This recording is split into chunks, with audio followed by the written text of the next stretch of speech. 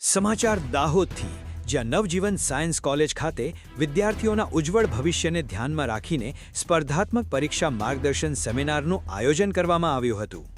નવજીવન science college અને સંકલ્પ carrier એકેડમીના સંયુક્ત ઉપક્રમે યોજાયેલા આ સેમિનારમાં આશરે 300 જેટલા વિદ્યાર્થીઓએ ઉત્સાહપૂર્વક ભાગ લીધો હતો. આ દરમિયાન જિલ્લા સમાજ કલ્યાણ અધિકારી બાબુભાઈ ભૂરિયા તેમજ સંકલ્પ કેરિયર એકેડમીના ડિરેક્ટર વિકાસ સાહેબે વિદ્યાર્થીઓને વિવિધ સ્પર્ધાત્મક પરીક્ષાઓ, કારકિર્દીની તકો, પરીક્ષાની તૈયારી, સમય વ્યવસ્થાપન અને યોગ્ય આયોજન અંગે માર્ગદર્શન આપ્યું હતું.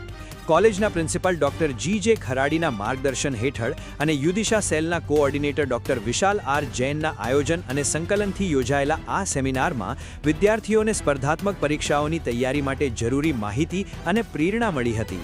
સમગ્ર કાર્યક્રમનું સંચાલન સાના પઠાણે કર્યું હતું, જ્યારે આભાર વિધિ નેન્સી ક્રિશ્ચને કરી હતી. આ સેમિનાર વિદ્યાર્થીઓ માટે કારકિર્દીના નવા અવસર અને સ્પર્ધાત્મક પરીક્ષાની તૈયારી માટે માર્ગદર્શક બની રહ્યો હતો.